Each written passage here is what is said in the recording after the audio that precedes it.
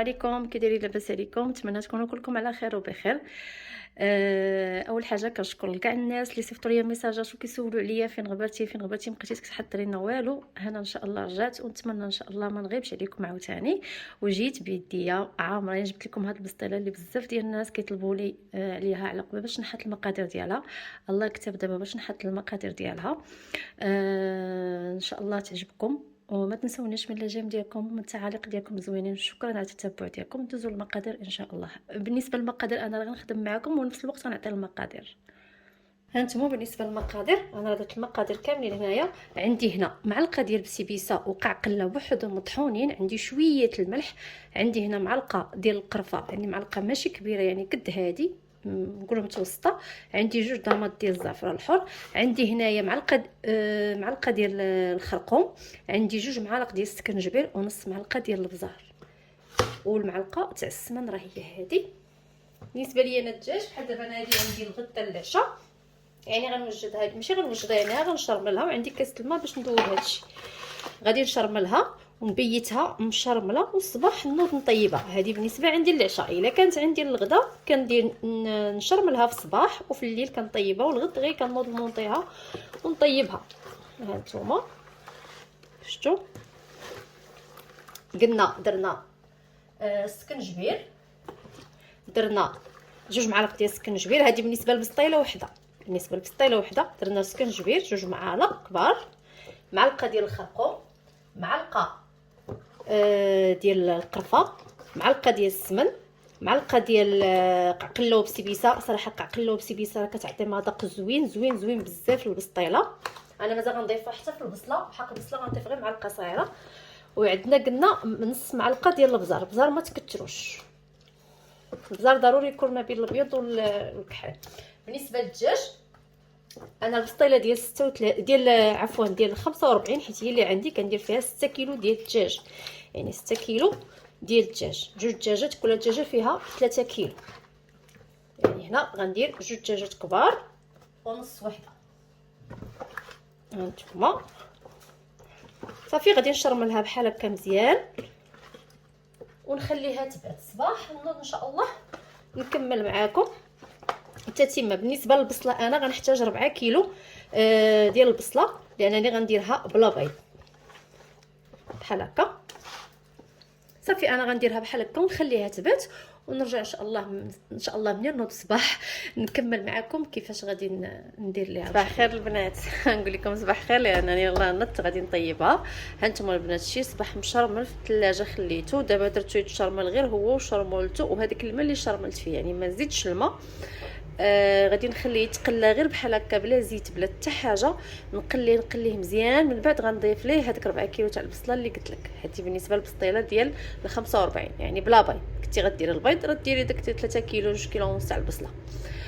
دابا غنخليها تقلى بحال هكا مزيان. ملي غتقلى غنوريكم كي غندير ليها. غنحيدها وندير البصله عاد نحطو هو فوق البصله ونخليهم يطيب. هانتوما البنات البصله شلطتها، الدجاج ديالي قليته وحيدته ياك، ودابا غادي نستف. غندير الستوره هما الاولين، هادشي سخون. عاد ندير الفخوضه شي بهاد الطريقه هذه. الفخوضه ديالي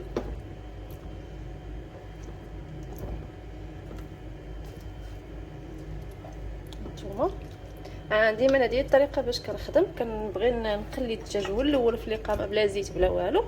بالنسبه للربيع البنات انا ما كنقردوش. الا كنت غندير البيض راه كنقردو، اما بحال هكا بلا بيض يعني ما كنقردوش. كندير قبضه ونحطها، من بعد غنجيب سنيده والمسكر البنات. شفتوا انا شدت التليفون في يديا وكنصوت، هرست ليا العصا دابا.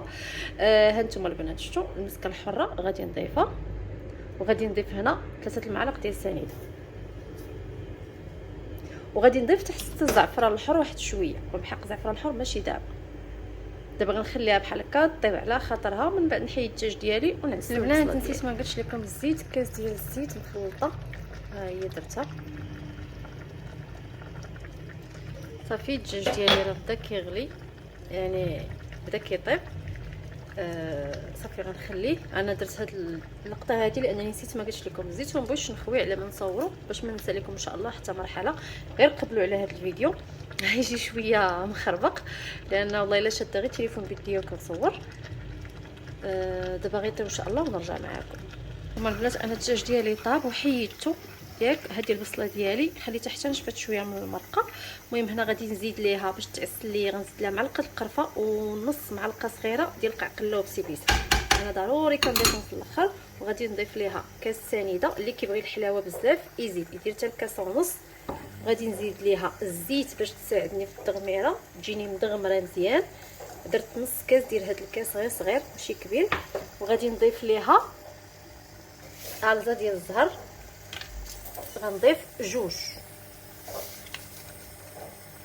شفتوا صافي. وغادي نحركها ونخليها. وانا كنحرك مره نحرك، ملي تبان ليا نشفات بدات كتعسل ما نحيدش من حداها، نبقى نحرك حتى تعسل ليا مزيان البصله ديالي ويبقى غير الزيت. عاد نحيدها ان شاء الله. دابا غادي نمشي نقي اللوز. بالنسبه للوز غنحتاج كيلو ديال اللوز. كاين اللي كيدير قل، ولكن البسطيله كبيره البنات ديال 45 راه ضروري من كيلو ديال اللوز. غادي نخلي البصله ديالي تتعسل مزيان. في الاخر غنوريكم كيفاش تعسلت ليا وان شاء الله ندوز معكم المونتاج ديال هانتوما البنات. انا البصله ديالي راه بدات كتوقف صافي. غنستمر بحال هكا وانا كنحرك دابا. ما نحيدش يدي بالتحرك باش ما تلصقش ليا وتتحرك. تحرك عفوا. صافي غنستمر بحال هكا حتى تنشف تماما. ونزيد عليها الدجاج ان شاء الله وصافي ونعمرها هو ان شاء الله.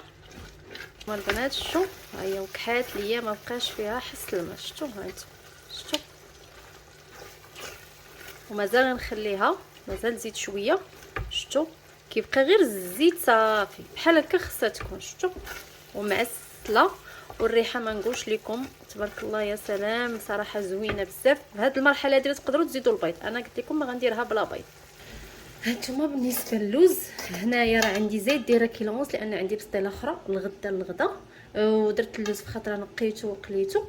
المهم قليت اللوز ديالي عادي كما اي وحده راه كتعرف تقلي اللوز. درت معاه هنايا بالنسبه للكيلو ديال اللوز درت معاه 350 غرام ديال سنيده كنخلطها معاه وكنطحن. هنايا زدت ليه غديري بالنسبه للكيلو ديال اللوز غديري معلقه ديال القرفه وثلاثه شاشيات ديال الزهر بحال هكا. المهم شاشيه ديال الزهر 3. ودرت هنايا شوفوا هنايا البنات راه شويه تاع المرقه ديال البصله اللي تعسلات ليا يعني كتكون خاتره بحال هكا صافي. وغادي نخلط هذا الشيء وغادي نبقى نضيف الماء زهر.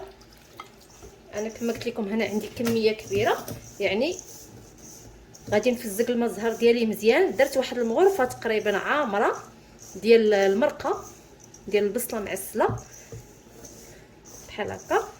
انا كيعجبني يكون اللوز فازك كامل وما كيعجبنيش يكون مليين بزاف عاوتاني حيت كما كنعرفوا البسطيله ديالنا القديمه ديال شحال هادي كان اللوز كيكون شويه مهرمش ولكن انا ما خليتوش مهرمش. راه شفتوا راه طحنته غير ما لينتوش مزيان حتى ولا بحال العجين صافي بحال هكا. بالنسبه للبصله ديالي خلطتها مع الدجاج حتى هي شفتوا بحال هكا بالماء زهر السكر والقرفه والزهر بهذه الطريقه. شفتوا صافي. دابا غندوزو باش نمونطيو البسطيله ديالنا البنات. هذه هي الصينيه عندي. هذه مخليها صراحه غير الدار ملي كتكون عندي بسطيله وحده مهرساها من الجناب باش تدخل ليا الفران لان الفران هي قد هكا كتكون. شفتوا انا جبت لكم مسرحه باش ما تقوليش لي عندكم لا طعوجه غير انا كنهرس لها جناب باش تدخل. هذه هي البصله ديالي عفوا البصله والدجاج ديالي. هذا هو اللوز ديالي. شفتوا انا البنات خرجت لهنا للسطار باش نصايب فوق الطبله على خاطري. هنا عندي بيضه مع شويه الزيت هي باش غادي نلصق. وهنا عندي الزيت باش غندهن الورقه ديالي. واخا صراحه الورقه مدهونه مزيان. شوفوا الورقه البنات شحال من وحده كتسولني على الورقه. هذه هي الورقه انا اللي كناخذ من عند مريم اللي بزاف كيسولوني بالنسبه لهنايا راه كاينه في مول المخبزه ديال روداني. ورقه البنات هذه راه الصباح جبتها. شوفوا هانتوما هذه راه جبتها الصباح هانتوما. دابا هذه 6 العشيه غادي نمونطيها باش نطيب الفطيره ديالي. هنايا غنضيف الورقه ديال الزيت بهذه الطريقه صافي. وغنبدا ندير الورقه ديالي. الجهه الرطبه ديما كتكون لتحت، والجهه الحرشه كتكون من الفوق. البنات انا هاد الورقه صراحه راه ما كندهنهاش بزاف كما قلت لكم، لان هي اصلا كدهنها مزيان، يعني ما تخافوش منها، خدموا بها كما بغيتوا. ها نتوما كما قلت لكم انا راه جبتها الصباح، شوفوا عاطياني يعني الطوع مزيان، كما قلت لكم ما كندهنهاش اصلا مدهونه، يعني غير كندير شويه غير الشيشه صافي.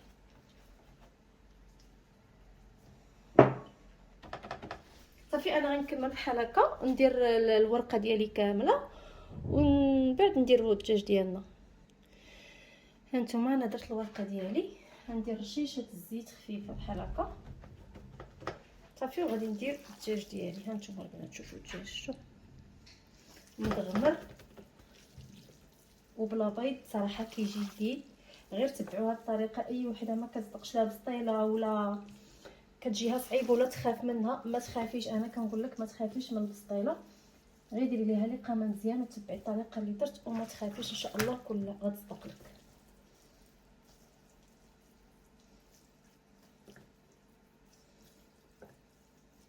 بحال هكا غادي نلقى الدجاج ديالي كامل.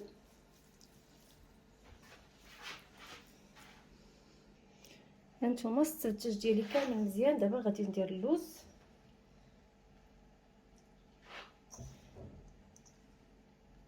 حاولوا ديروا اللوزه البنات حتى في الجناب هنايا باش اللي تجرجر الاولى تكون حاولوا ديروا اللوزه البنات حتى في الجناب هنايا باش اللي تجرجر الاولى تكون فيها اللوز بحال هكا. شفتوا ديما كندير اللوز حتى في الجناب بهذه الطريقه.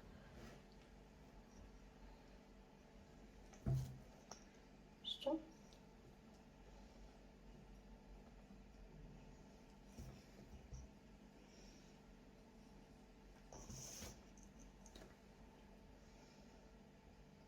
واللوز ضروري يكون فازق، يعني ما ديروهش ناشف كما قلت لكم.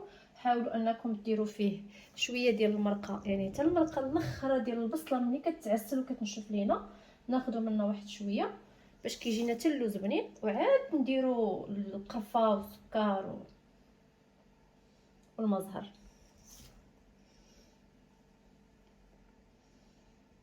شفتوا كيلو اللوز البنات صراحه راه كيجي فيها هو هذاك مزيان، كتجي مقاده. تقدر ديري كيلو الا ربع، ولكن صراحه البسطيله ديال 45 كما قلت لكم ضروري من كيلو اللوز. شفتوا عندي كلها فيها اللوز. شفتوا يعني حتى في الجناب. نتوما ما عرفتش واش كيبان لكم، غير قبلوا على هاد الصوره البنات. اصلا كما قلت لكم حتى العصا ما مساعدانيش، غير مديبانيه. شفتوا الجناب البنات فيها اللوز كامله.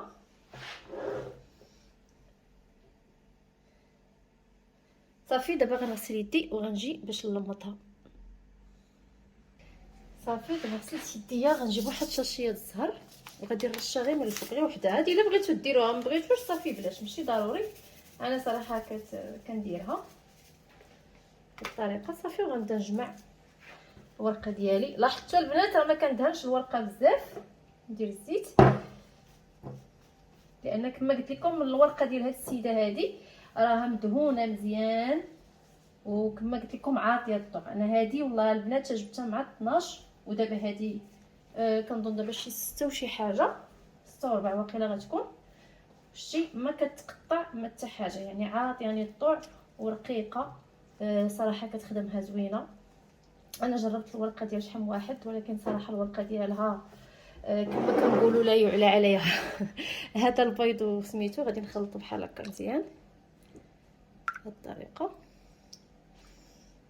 ندير ليه شويه القرفه البنات باش يحيد لي ديك الزفوريه. ها هي، ولا ديروا الزهر اللي بغيتو. ها هي درت ليه القرفه صافي باش نلصق.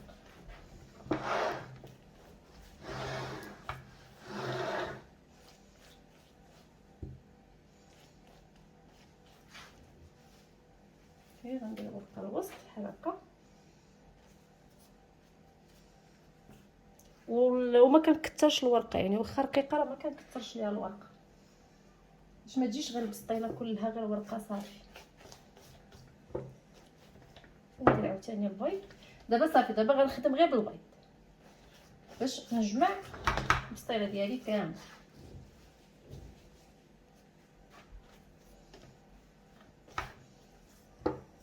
بالنسبه للمونتاج البنات، نتوما تقدروا تلمطوها كما بغيتو باي طريقه باي شكل بغيتو، يعني راه كاينين بزاف ديال الاشكال. انا غندير لها شكل عادي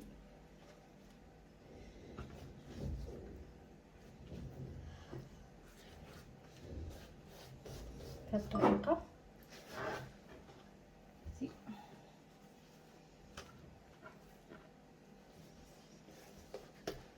صافي غنزيد وحده هنا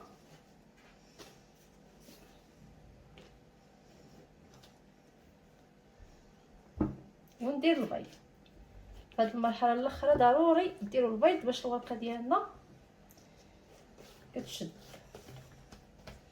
صافي غنزيد وحده اخرى هنا، هذه الاخيره. شفتوا البيض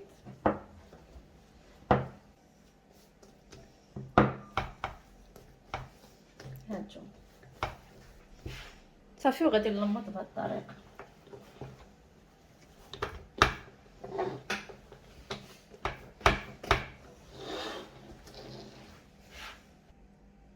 هانتوما البنات شفتيو، هاي صافي. غادي نبقى نورك عليها بحال هكا باش تجيني مقاده. غادي نتقابلها بالكيردون وغنديرها في الفران انا طيب من دابا على عافيه نهيله تطيب على خاطر السيده انا محتاجاها مع التسعود، يعني باش نعطيها لها سخونه. هاي شفتوا، دابا غنخشيها في الفران ان شاء الله ملي طيب درت معكم الشكل النهائي ديالها. هانتوما البنات بالنسبه للتزيين راه درت العسل وانا نتفكر. المهم غنحتاج سكر كلاصي، غادي نحتاج هنايا البريوات ديال اللوز، غنحتاج بيض سمان، وغنحتاج اللوز ايفيلي عندي محمر. غادي نعمرها كل هذا اللوز ايفيلي بحال هكا. ما عرفتش واش كيبان لكم ولا لا.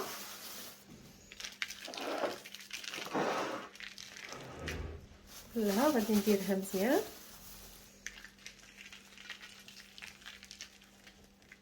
غادي نقاد باللوز ايفيلي مزيان ونرجع ندير معكم التتيم. دابا ملي درت ليها سكر كلاصي غادي ندير ليها، ملي درت لها عفوا اللوز ايفيلي غندير ليها رشيشه بسكر كلاصي خفيفه بحال هكا. يعني التزيين كيبقى لكم نتوما الاختيار، يعني تزينوا باش ما بغيتو بحال هكا.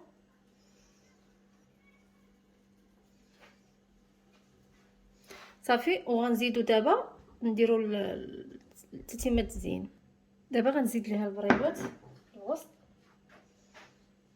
طريقه.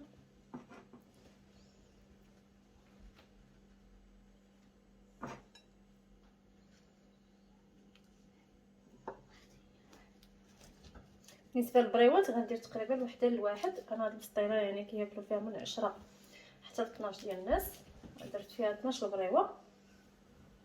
غادي نزيد ليها بيض السمان. بيض السمان درت ليه بحال هكا الورد من الفوق، نقدر نديرو ليه بحال هكا، نديرو غير من الجنب ونخليه بحال هكا. المهم انا غادي نكمل التزيين ونرجع معكم الشكل النهائي ان شاء الله. هانتوما هذا هو الشكل النهائي ديال البسطيله ديالنا، ها هو. نتمنى ان شاء الله تجربوها وتعجبكم. نتمنى انكم تشجعوني، واللي عجبو يخلي لي لايك ويخلي لي شي تعليق ما كان زوين ولا خايب. نتمنى ما نغيبش عليكم بزاف عاوتاني كما غبت عليكم هاد المره. والله الا غير الخدمه و عارفين ملي كتكون الخدمه بزاف صعيب باش تصوري، صعيب باش ديري المونتاج. يعني غنحاول ان شاء الله، غنحاول في هذا رمضان انني ما نتعطلش عليكم. كما قلت لكم ما تنسونيش من الاعجاب ديالكم، وشكرا لكم بزاف على التتابع.